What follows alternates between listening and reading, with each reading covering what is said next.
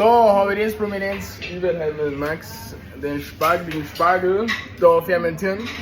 Wenn ich mich mit, wir haben den geschält, schneiden wir jetzt erst einmal die Enden weg.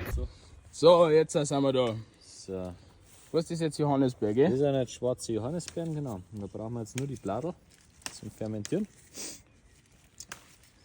Dass uns das Zeug kein Barz nicht wird, weil das die Nase quasi verhindert. Gell?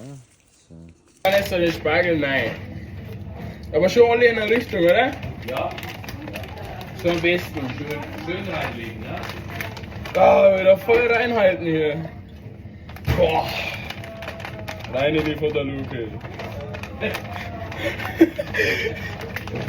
Ruhe, Schluss jetzt. So, jetzt haben wir die Planung da mit rein in unseren Vakuumbeil. Einfach reinlegen. Einfach mit rein. Brauchst du gar nicht schön, Klar. einfach rein. Nicht, also, nur, war nur